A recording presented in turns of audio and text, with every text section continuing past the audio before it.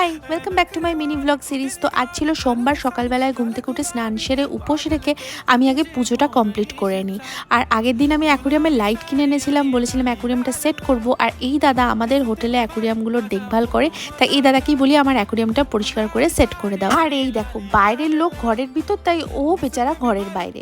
তারপর দেখলাম বাড়ির গাছগুলোতেও ছোট ছোট কি সুন্দর আম ধরেছে। আর জানো তো, আম গাছের কাছে নারকেলের খোলসের মধ্যে অর্কিড গাছটা কিন্তু আমার বাবা লাগিয়েছে, কি সুন্দর না। আর দেখো, আমার অ্যাকুরিয়ামও সেট হয়ে গেছে, খুব অল্পই মাছ নিয়ে এসেছি, পরে আরও মাছ কিনে আনবো। তো এরপরেই আমাকে দৌড় দিতে হয়েছে গ্রসারি শপিংয়ের জন্য, তাই উপোস পেটেই চলে গেলাম বাজারে কেনাকাটা করে বাড়ি এসে উপোস ভাঙলাম লুচি, ছোলার ডাল, তরকারি দিয়ে। আর ঘরে বসে অ্যামাজন প্রাইমে দেখলাম এ ওয়াতন মেরে ওয়াতন। যারা দেখোনি চট করে দেখে ফেলো, অসাধারণ একটা মুভি।